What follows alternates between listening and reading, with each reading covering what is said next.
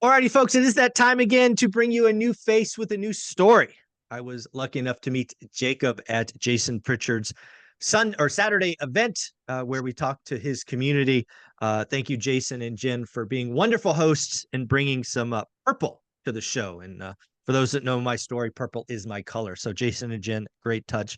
But Jacob, you and I got to talking, and you have successfully transitioned from a W-2 to becoming a full-time real estate investor. So we have some time. So I want to break this story down. Why don't we kind of first let yourself kind of introduce yourself, who you are, what you are, and then we're going to go back to, your W-2 and then talk about that whole transition and see what you're doing now. So who is Jacob? Thank you. I appreciate you having me on here. So for anybody that doesn't know me, my name is Jacob Espinoza. I am a transplant from the Bay Area in California to the Central Valley in Fresno. I do invest in real estate full time now, and I did have a cool transition from a W-2 because I had a pit stop as a business owner for 2.5 years in a home service industry before deciding to make the full transition into real estate alone. So it was, I like to say it was somewhat intentional, but there was definitely a lot of interesting, aspects that came along in the interim. But I think I was always destined to be here. It was always in the back of my head. It was always something that I wanted to do. Bigger pockets, finding you was a big, part of that. We talked about that a little bit. So happy to talk about that as it all kind of played out. So just so I make sure I have the timeline right, it was Okay. W-2, business owner, real estate investor, correct? That's exactly how it went. Yep. All right. So let's break this down. So you graduate high school. Let's go back there. Okay. And I don't know if it was your passion or what it was, but you did find something that you wanted to go get a day job, right? You wanted to work 40 hours for 40 years to live on 40%. That was kind of the plan, right? So what was that profession? What did that look like? College, all those things. What was the education side? Yeah, so for college, as soon as I graduated high school, I went to a state school and I didn't really know what I wanted to do career-wise. I don't think I had a passion at the time at 18 years old. I just knew college was the next step. Go get a degree, then you can get a great job and do everything you just said. So I went to school and I did change my major a couple of times. I think I started in business and then I transitioned over to like healthcare admin. I was always into science and then I couldn't really figure out what I wanted to do. I also became a father very young. And so there was a period of time during school where I did stop going to school full time and I had to start my W-2 earlier than most college students at the full time. And then I decided when I was there working, I was in the automotive industry. I was working selling service at a dealership. I decided I really wanted to go back to school and get something that was blue collar, reliable, and just kind of a steady, higher paying income. I had a family member that was a registered nurse, and she encouraged me to look into healthcare in general. She said, if you go get your EMT license, you can work in a hospital and you can figure out what healthcare job you think you might want to do. And so I followed her advice and I went and I got my EMT license, got it like in 6 months. And I got a job at Stanford in the Bay Area working in the cancer center. So that was my first job kind of out of school. Okay. All right, so let's break that down a little bit because again, we have time for this. I want to make sure people understand the story. Everybody's story is unique, right? So you go to college, you don't know what you're going to do. Been there, done that, check that box. Lots of us have been there. Sometime during your college, you become a young father. I'm thinking what, 19, 20, 21-ish? I was about 20 years old. Yep. Okay, about 20 years old. That forces you to look in the mirror and take some life responsibility. So you drop out of school. Totally get it. You get a meaningful, no, not meaningful, a menial job, right? A low-end job just to pay the bills. You're doing this, you're doing what you can, but you kind of look up even at 2021 going, this is not this. It's just like, it's not it, right? I can't get to where I aspire to with the money and all of those things. You start talking to family members. You find a family member who talks registered nurse. She gives you kind of a game plan, right? Go get your EMT license. I'm going to call that a trade, right? Because you're not going to college, you're getting a trade. You get that 6 months. Then you go join Stanford in the cancer ward. Okay, so now we're there. What happens? So from there, I feel like I'm working in a prestigious teaching hospital, and I think okay, I made a couple of steps up in life. I got something done, and I'm here to figure out what the next step is. I was interacting with registered nurses every day. I noticed that a lot of them, they were mostly women, but most of their spouses actually didn't work. They were the breadwinners for their household. They would Mm, openly share that with me. And that seemed to be like something that seemed to be steady enough for me. And I was like, okay, I think that's actually what I would like to do. And I was watching what they did, and I said, oh, I'd like to do this. I okay. actually could see myself doing this. So I was working full time at Stanford, and then I went back to school nights and weekends to get all my prerequisites done to apply to all the competitive RN programs in the Bay Area that I could commute to. So that Okay. was kind of like the next step. So I have no idea what it takes to become an RN. So you have to complete a full undergrad, or you just have to take a list of prerequisites, or how does that work? So to get into an RN program, you do have to have kind of a robust amount of prerequisites all in the sciences. So Okay. you have about 2 years of prerequisites before you can get into a registered nursing program. Okay. So you do have some college required, but not a 4-year degree. Is that Not a what I'm 4 year hearing? degree. Okay, Yes. cool. All right. So you do all the pre-work. Again, I love this, right? You're a dad, you're hustling, you're working during the day, you're going to school at nights and weekends. I did that as well. I got my MBA at nights, weekends. It was, man, tough. And yeah, anyways, hard. So kudos Hard. to you. So okay, so you complete that, and then I have no idea what's the RN. I don't know. I'm gonna call it a process, or how long is that to get that So check mark? after the 2 years of prerequisites, once you get into the program I went to was another 2 years to finally graduate with the degree. So it was Wow. So, 4 years so in think total. about that 4-year commitment. Mhm. 4 year. I love that. Okay. So all during the education, you're still EMT. So during the education, there's a part to this story coming up that this detail will matter. I was working with my EMT license in the cancer center at Stanford. I also, hustler mindset, I also discovered that because I owned a pickup truck in the Bay Area, I could make even more extra money by taking items that people didn't want to transport to the dump. And I got Ah, paid to do that. you side hustle. Side When was hustle. that? What year was that? Just curious. Um, Probably Rough. 2015, 16, 2015, All right. 2016. I love this story. Always a hustler. Cool. All right. So now you go ahead and complete the program. Where do you go? So I'm working in Palo Alto, living in San Jose, and the program that I got accepted to was in Aptos in Santa Cruz. Oh my And so, gosh. If you guys don't yeah, know the Bay Area, that's a hell of a loop because you got 17 in there, you got 101. That's that's a lot of driving. it was a lot of commuting. I was pretty committed. So Yeah, you were. Good for you. I had this side hustle while I was working full time. Again, whenever I wasn't going to school, I was working nights and weekends to make extra money with this junk removal side hustle I was doing. I ended up picking up a trailer to increase my capacity, and I started making steady income on this Hmm. side hustle.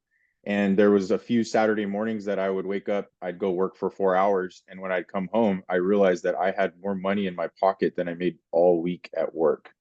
And Wow. a light bulb went off there too. All right. So I am curious. I'm going to ask it. You don't have to answer if you don't want to. But what is Sure. it? What do RNs make? Now, again, this is Bay Area, so it's probably on the higher end of scale. But are RNs making six figures? I have no idea.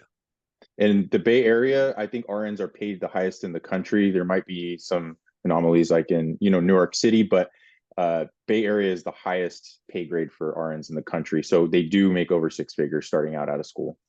Wow. Out of school, six figures. And again, healthcare is one of those industries that certainly given the baby boomers and all of that's not going to go down. It was a smart choice. It was a safe choice. I totally get the logic. Your family member recommended. I think it was a great option. All right. So now you're in this career. You got this license. You're making six figures. You realize that this dumping or hauling away trash Mm-hmm. is potentially more lucrative. So how long were you a certified approved RN where you started thinking to yourself, well, shit, maybe I should just go, create a company? Okay, so I think I should clarify. So I was Sure. working full time at Stanford, not as a licensed RN, but as a tech, right? So I Oh, was using okay. my EMT license. I was Got it. making more money doing junk removal than I was at that full time job. Oh, got it. And Got it. That makes more sense. Okay. yeah, so I was doing that while I was getting ready for my prerequisites. Once I got accepted to nursing school, one of the first things they told us was, do not come to this program with a job. If you have a job, you're most likely not going to pass. This is a full-time commitment. You can't work. Makes sense. Makes sense. Okay. So Okay. I wasn't wanting to accept that. And I had that light bulb moment of, I make more money on a Saturday morning than I do all week at my W-2. I can put myself through this nursing program with this side hustle because I control the schedule, because I'm, Okay. in charge of when I go out and work. Right. So I ended up quitting the job that I had at Stanford. Once the program started, I actually quit about 3 months early to try to test myself and see if I could do it. And during those 3 months where all I was doing was my junk removal business before school started, I was super consistent and I was making great money. So I decided I could do this throughout school. And so that's kind of how I started this. All right. So you program. dumped the EMT job. I dumped the EMT job. Got it. Okay. That makes that feels better. All right. So you go in, you complete the program. Yeah. Yep. I go through 2 years of school. Yeah. You get the diploma, the sheepskin, whatever you call that. What happens next? Where do you go? So by the time I graduate, it's April, May of 2020. So if we remember what's going on then. Yeah. That was right when all the craziness and nuttiness was going on. Lots of craziness and nuttiness going on, especially surrounding healthcare. So I'm graduating in a lot of turmoil in terms of what's going on in the hospitals. We were supposed to have some additional clinical experience towards the end of our towards graduation time. And because the hospitals were in such disarray, there was a lot of stuff up in the air. They were going to the governor about getting these new batch of RNs licensed early to get out and help. So it was kind of just a lot of craziness going on. But we graduate, and then I need to go take what's called the NCLEX for RNs. It's our licensing. It's nationwide. So I have like 2 to 3 months that I've set aside to prepare for that exam before I actually go and take it. So during that summer of COVID, I'm also now looking up and seeing that I don't want to live, in a small condo in the Bay Area. I actually want to kind of expand my family's ability to settle down somewhere. And a lot of people were thinking that at the time. So I turned to my spouse, who was my fiance at the time. She's now my wife. And I said, I think we should look at buying a house. And I hadn't gotten my first job yet. I was just graduated from school. I had this side hustle. She was working full time. And I was like, I think we can buy a house together.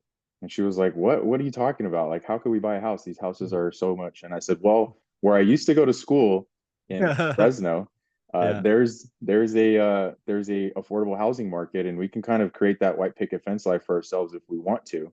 And we just have to relocate a couple hours away, and it's gonna be hot in the summertime. Are you down? Yes. Are you down? Yeah. Yes. And she said yes, she's down. So that's awesome.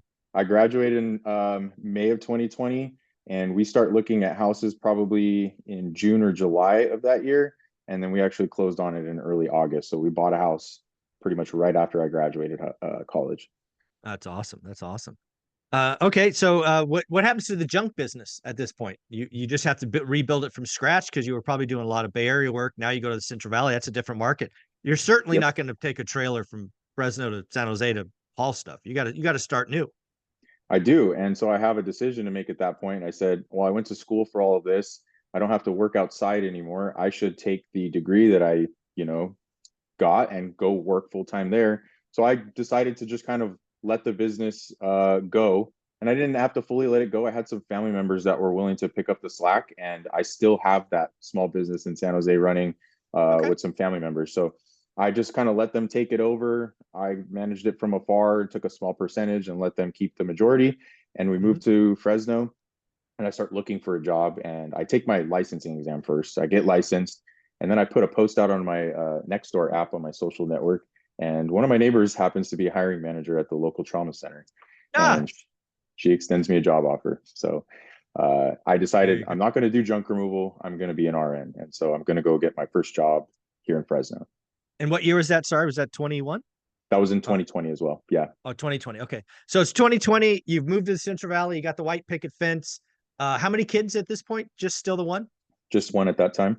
Okay. Just so you got one kid, married and fiance at this point, married soon. Married soon. And you're an RN. Okay. So you're an RN. I'm an RN. Is it what you thought it would be? No, not at all.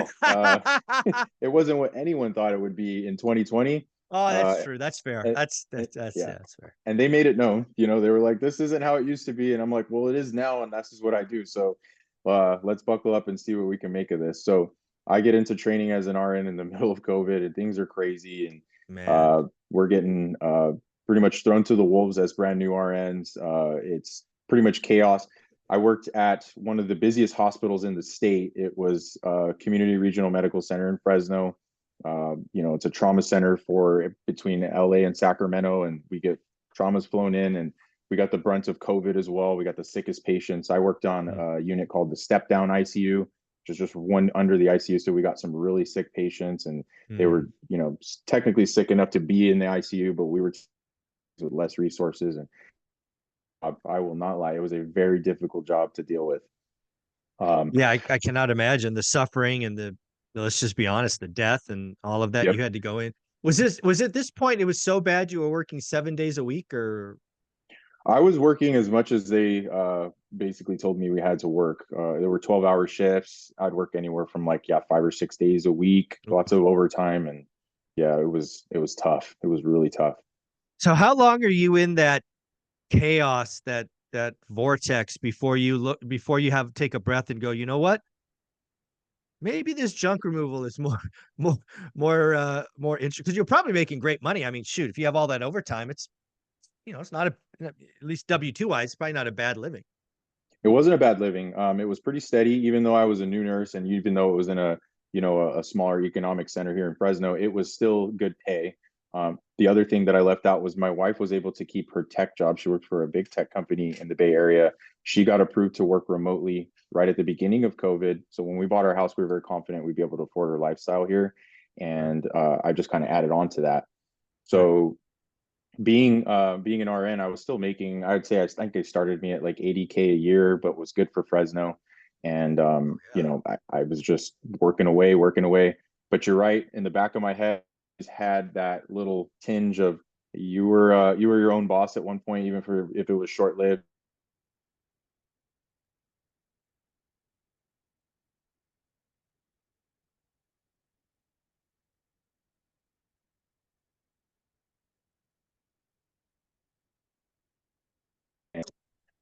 Nope.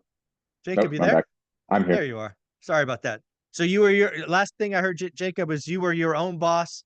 You had a little tinge in the back of your mind. Can you repeat that? We lost you for a second. I apologize.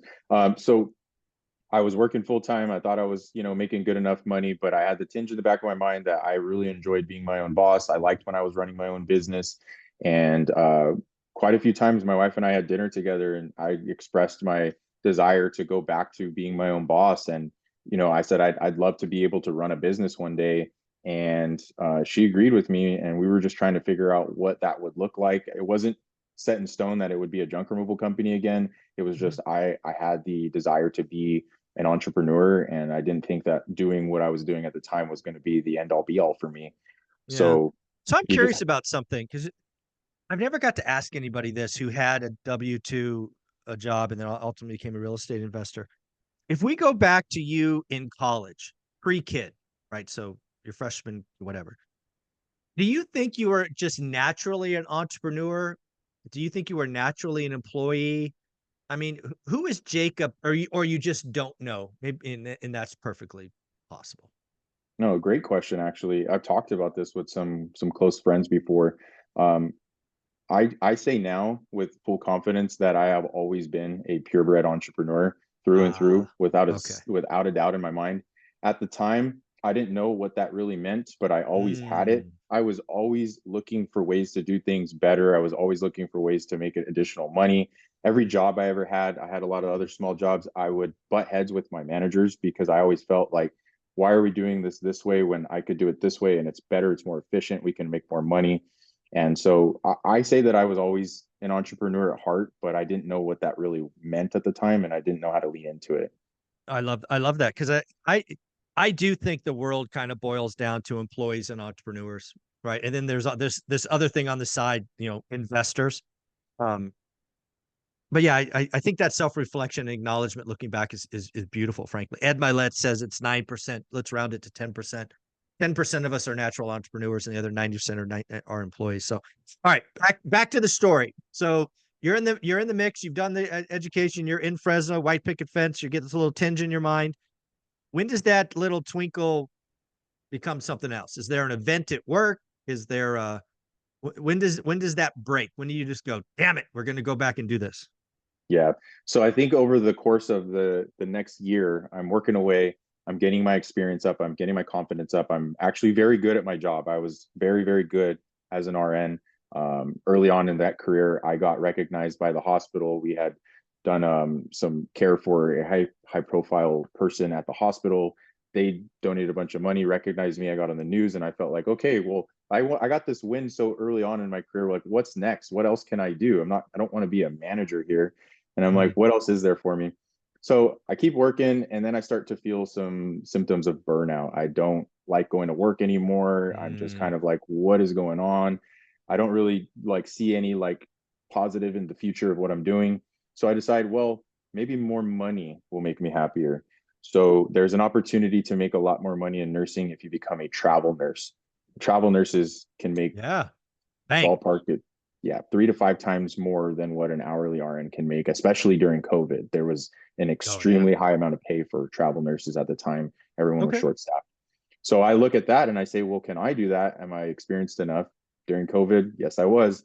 Everything was fast tracked at the time. So I applied to become a travel nurse back in the Bay Area. So I'm in Fresno now. The Bay Area is considered far enough to be a travel nurse. I have family I can stay there with.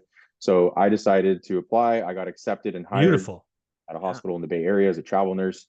And then my income shot up overnight. And all of a sudden, I was making way more money than I was before. And I was looking at my bank account grow. I was getting paid weekly with all these extra, bonuses and stuff. And I'm like, whoa, I'm making a lot of money now. Like this is more than I've ever made in my life. Mhm. And so my wife and I were enjoying that additional income, but I was away from home, for more majority of the week, and then I'd have to come Sure. back, a lot of driving. And at the end of my contract, it was a short contract. At the end of the contract, I was going to take the holidays off. A lot of travel nurses do these like stints of like hard work, and then they'll take a month off, sometimes 3 months off, and then they'll go back to work really hard, make a bunch of money, and then take a big vacation. So that was my plan. I was like, oh, I'll take Thanksgiving and Christmas off. I'll go back to work at the beginning of the year, and we'll do this all over again, and let's kind of see what happens. So I finished the nursing contract. I come back home for the holidays, and I just absolutely love being in Mhm. control of my time again. I'm not effectively unemployed. And Right. so I just really like being home with my family. I enjoy the time, the flexibility. And at the same time, that travel nurse contract pretty much capped off my burnout. And my wife saw it immediately. And we had a couple of really heart to heart conversations. And she said, looked me in the eyes and said, I know you don't want to do this anymore. And I don't want you to do this anymore. We can be fine. You should go chase your passion. This is not your passion. And I want you to be happy. And I need you to Mm. figure out what your passion is going to be because I want you to be happy. So we made the decision during that break that I was not going to go back to becoming a nurse anymore or keep working as a nurse So you anymore. had one contract as a travel nurse. One contract as a travel nurse. All right. All right. So okay. So you take this break. The wife frankly demands that you find your passion. Yep. How long did it take for you to go, you know what? Let's go do this thing in a new market. It didn't take very long. I sat on a little bundle of money. I felt secure that I could have some runway after doing the travel nursing. I saved up that money and we decided, well, if we're going to start a business, why not do one that we know? And so we decided, let's use the junk removal experience that you had. Let's brand it professionally. Let's run it like a company that models the franchises. Let's get some coaching in that space and let's actually launch a company that was going to grow. And There you go. so we decided over that winter break that we were going to start a business. And so January 3rd of 2022, we formed our LLC and then we did all of the groundwork to get a truck on the road by that spring. So we started the junk removal company right then and there. Nice. So this junk removal company takes off. How many trucks? How many employees? Kind of at the peak. At the peak of it, I would say we had about 17 members. We had 3 trucks. There were 2 of the dump trucks, and then we had 1 truck and a trailer running. And then we had virtual assistants running the company for us. We were kind of overseeing things. So we were Nice. able to scale it up to a point where we felt, that it was running itself. All right. So you're in that for a couple of years, and then at some point you have this crazy idea that you know what, this ain't it either.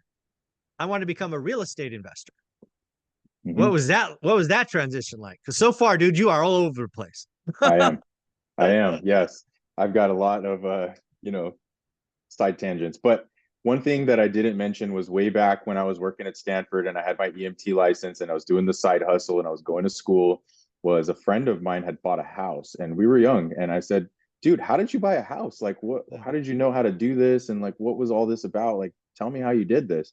And he goes, well, I mean, it's not that hard, but I read a little bit about it on this website. It's this forum called Bigger Pockets. And I was like, oh, Bigger Pockets. That sounds cool. I want Bigger Yeah, Pockets. yeah, I like it. It was great name, Josh Dorkin. Yeah. Great name, Yeah. Josh. So I looked up biggerpockets.com and I started researching on there and I was like, real estate, buying rentals, like passive income. Like that's how I'm going to actually get rich one day. But I don't know how to do this, but let me just learn about it. So Mhm. I had in the back of my head as well during all of that other stuff we just talked about is one day I want to buy real estate and I want to hold it and I also want to make active income in it. So I want to do real estate, but I don't know how to do that. And I don't have time because I've got to make a living for my You family got and I've got this, to you got figure out this, my you got life. this, you got this.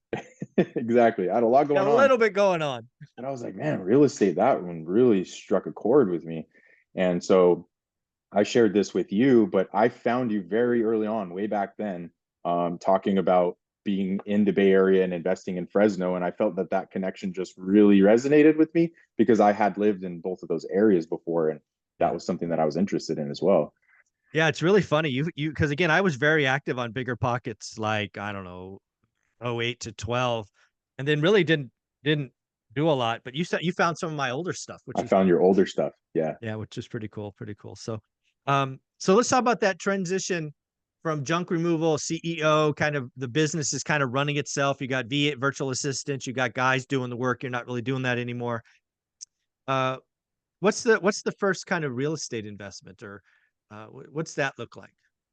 So for the first real estate investment, I was actually still before I started the company, I was working the W-2 and I heard all the stuff about interest rates being super low. This was in Mm-hmm. 21. So Mm-hmm. I had a good W-2, my wife had a good W-2, and I said, we should just buy another house right now. We should just buy another house, figure it out, but the interest rates are low. I think that this is a good decision to make. So we bought our first rental in 21 knowing next to nothing about how to run numbers except for what I could pick up online. I didn't have any coach or mentor or anybody that I could talk to about this. So it was just YouTube, Bigger Pockets forums, This messaging is people in Fresno. You Fresno. got This a is second Fresno. in front. Okay. All I, right. I bought the second house in Fresno as well. And we just bought that just like, Yeah.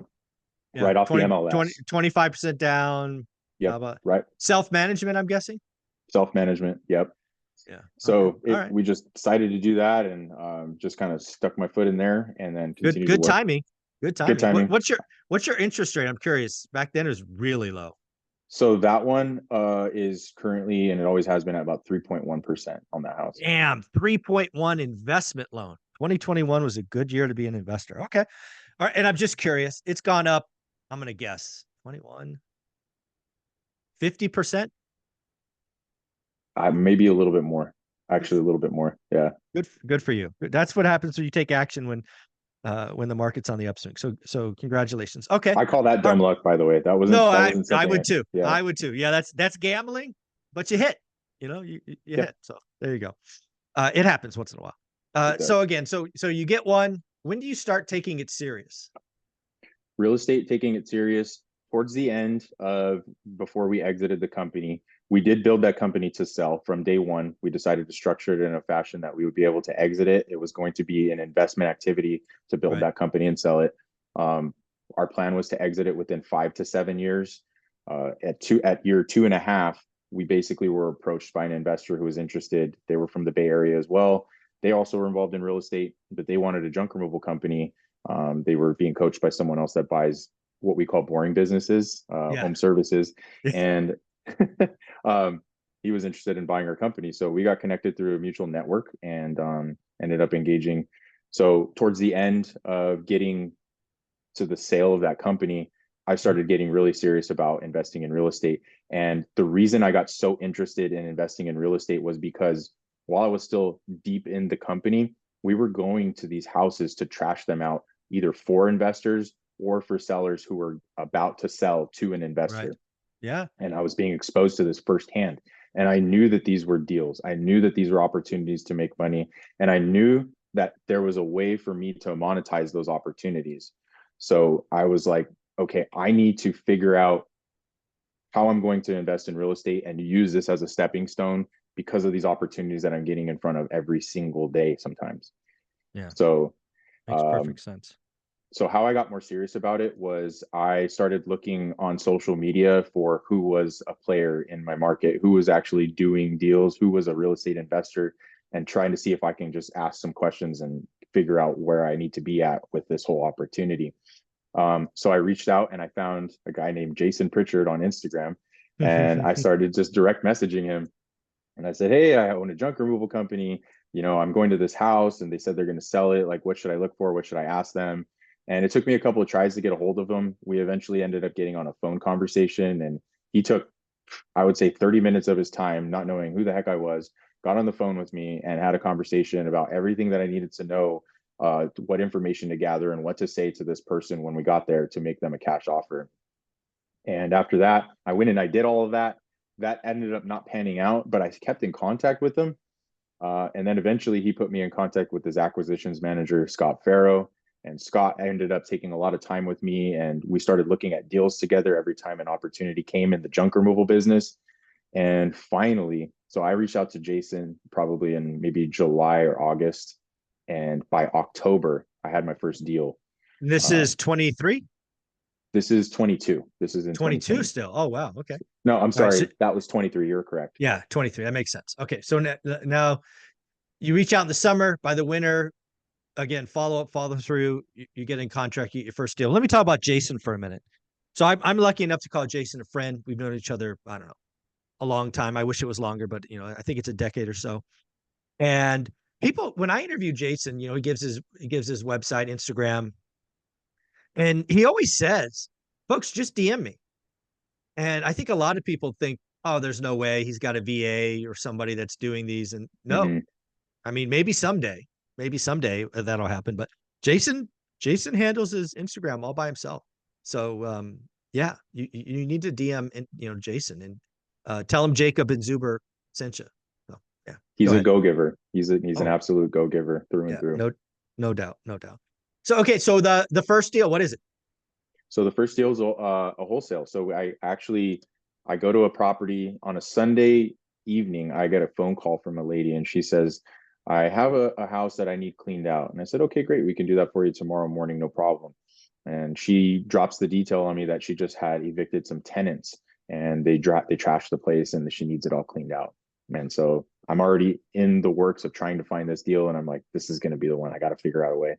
So I make sure I was already off the truck at the time, but I made sure I went to this job because I wanted to talk to her. And Yeah. so we get there. I introduce myself to her. We walk around the house, and she shows me everything that she needs done. And I told her, absolutely, we can do it. I give her her price, and she agrees to it. And she's about to leave and just kind of let us do our thing. She has a lockbox on the property already. She says, just call me when it's done. Send me some pictures. I'll get you paid. I tell her right before she leaves, I says, hey, if you don't mind, I actually wanted to ask you, and I hope this is not too forward. My wife and I are looking to get into real estate investing. I actually think I'd be interested in this house. Would you be open to me making you a cash offer on the house? Immediately, she says, yeah, absolutely. This house has actually just been a headache for us with the tenants that we had, even the ones before that. I have other rentals, but this one's always just been a problem. I'll take a cash offer. Just let me know what you think. I said, cool, absolutely. We're going to clean the place out for you. And then once we're all done, I'm going to walk through this. I'm going to talk to my partner, and then we're going to look at it, and I'm going to make you an offer today. She says, okay, yeah, just give me a call. She's super easygoing. Right Nice. after that, I have my guys do the cleanup, and I call Scott Farrow, and I was like, hey, I have this property. Here's the pictures. What do you think about the numbers? So together, he and I run our numbers. At this point, I'm starting to catch a little traction on evaluating a deal and figuring out what an ARV is and what a rehab potentially will cost and all that good stuff. So we look at it, we agree it's probably a deal at X price. So we just need to try to get that offer accepted and make that call.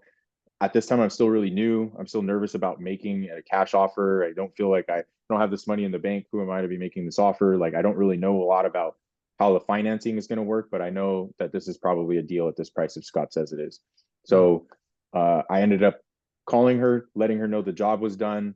And she says, I already know. I went back to the property. You guys did a great job. Thank you so much. Here's your payment. Pays me over the phone.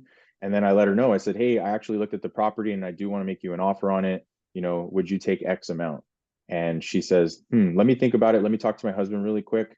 And let me see what we can do. And so I said, okay, great. She hangs up the phone. I call Scott. I let him know what she said. He says, okay, just hang tight for her phone call back.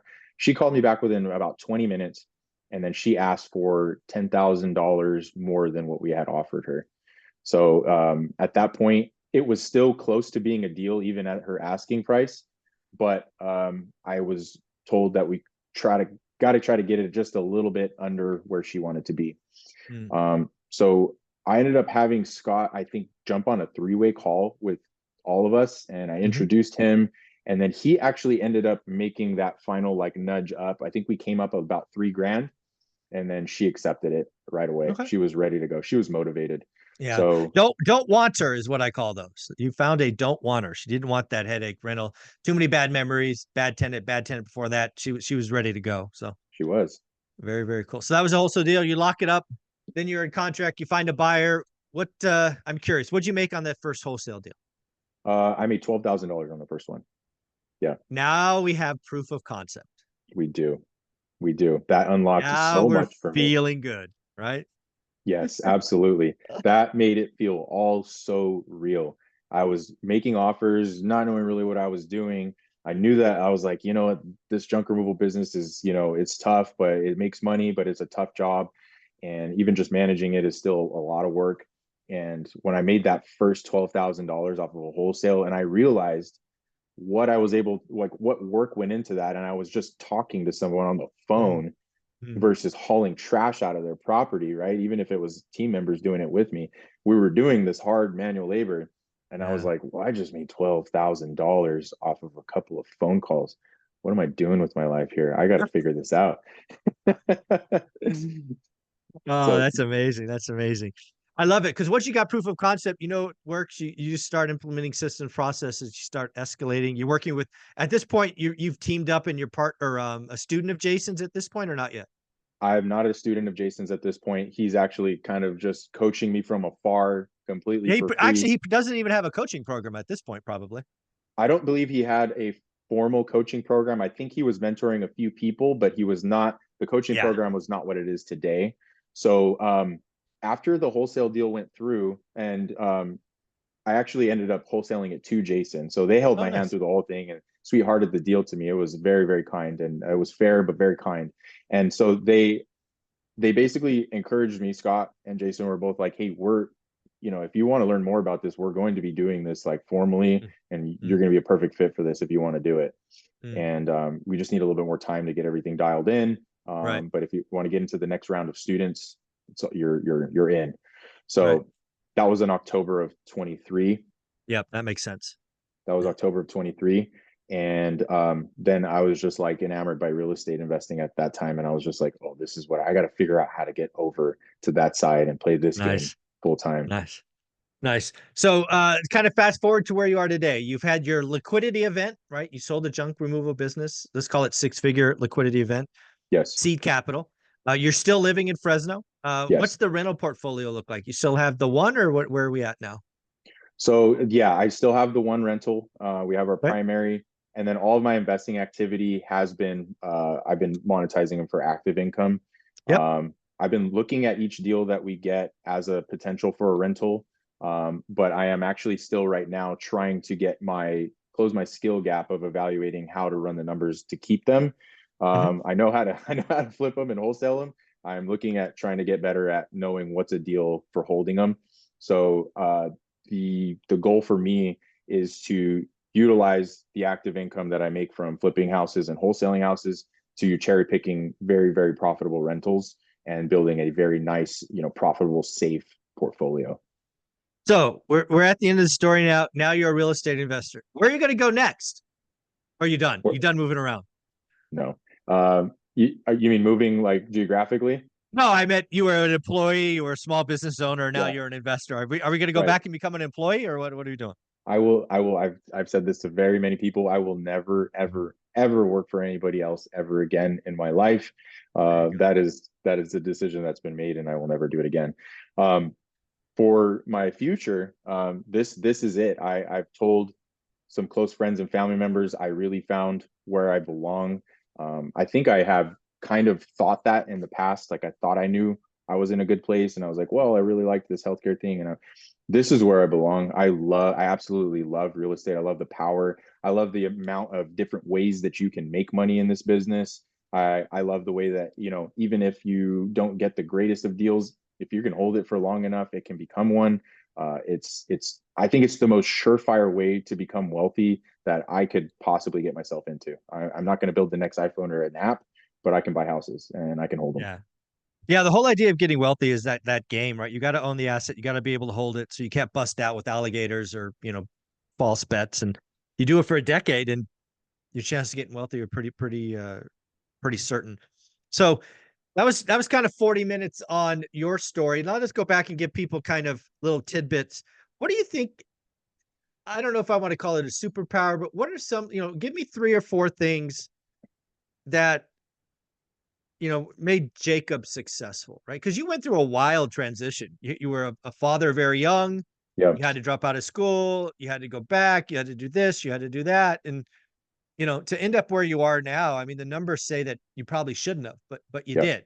Mm-hmm. So what are some of the traits or habits or execution that you did along the way that people could look at and go, hey, I can or I should do that?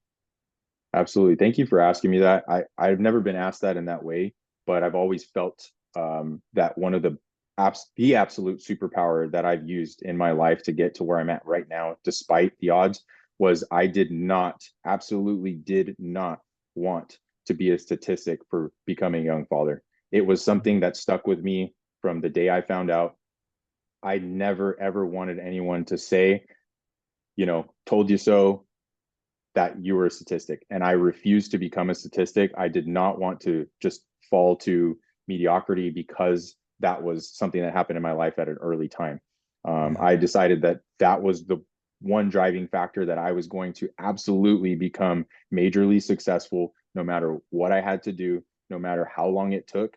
I was going to become a successful person despite the odds.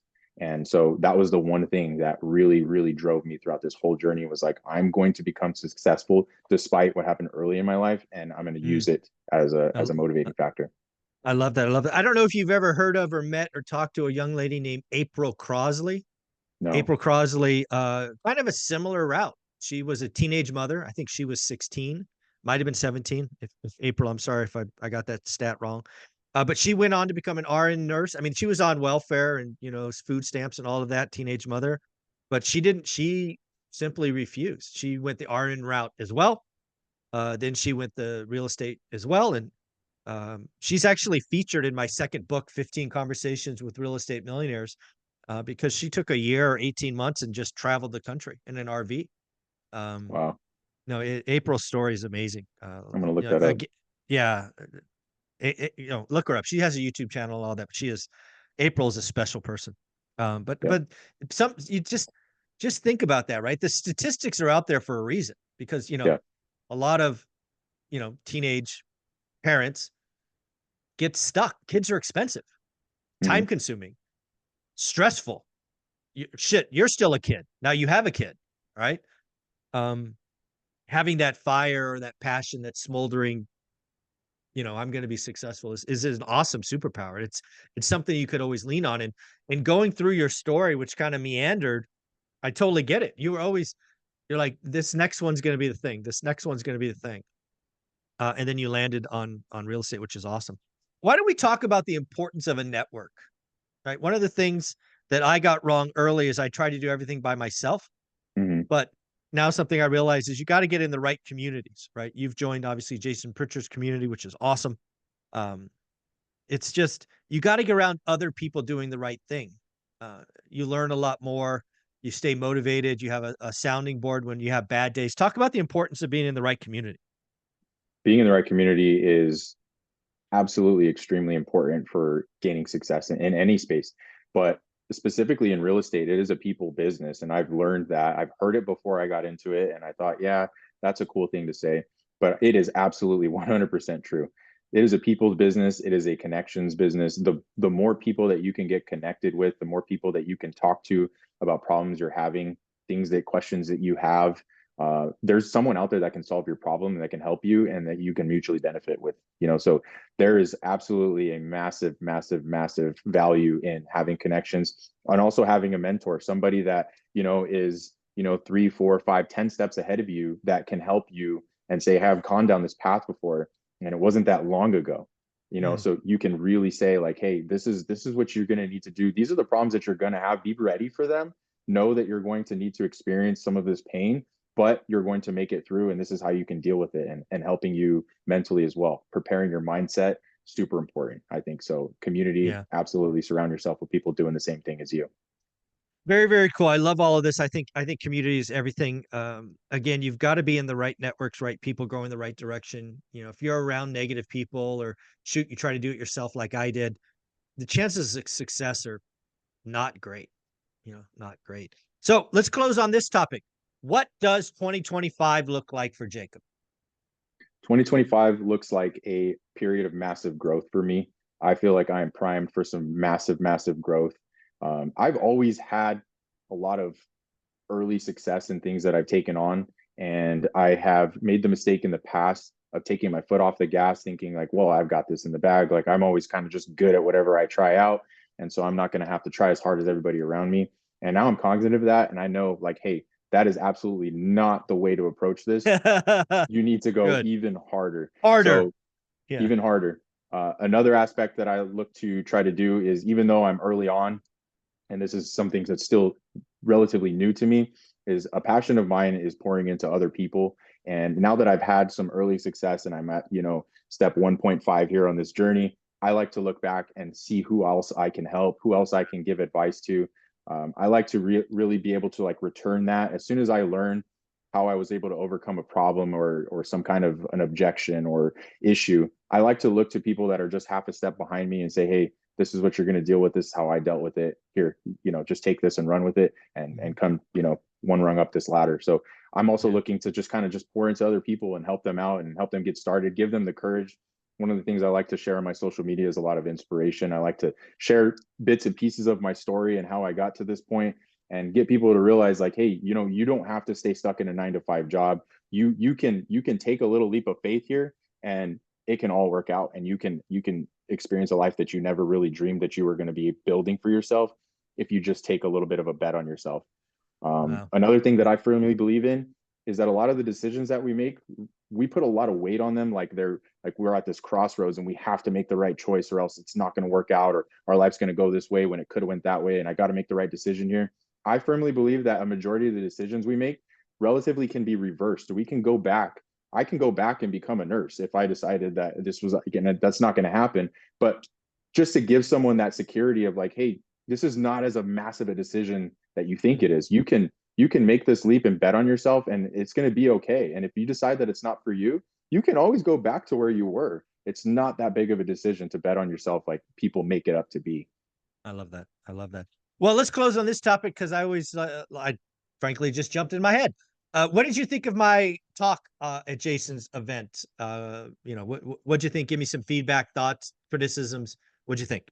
I thought it was very, very eye-opening for me personally when I heard you talk about, just if this is what you want to do, if you want to become wealthy, this is a very surefire way for you to become wealthy. There's a lot of people on social media that talk about, different aspects of making money in real estate, and they do try to frame it sometimes as a get rich quick type of an activity. And I know that it's not, and that's not, I don't want it to be that. I want it to be the surefire way as long as I'm doing the right things and sticking into the game long enough.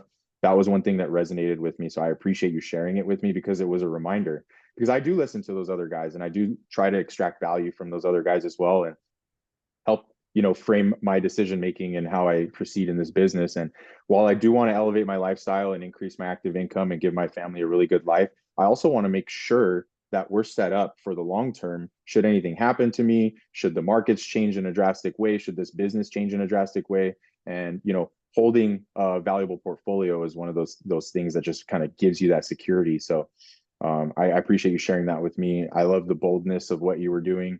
And I appreciate that you came out. I know how long the drive is, and you coming out and sharing with the community and just kind of giving that inspiration to Yeah. people to approach it this way. It was a pleasure to do it. Jason and Jen have given me everything I've ever asked for. It was an easy yes to say yes to those two wonderful human beings. Jacob, you're amazing, man. Keep it up. Take care. Later. I appreciate it. Thank you. Bye. Bye.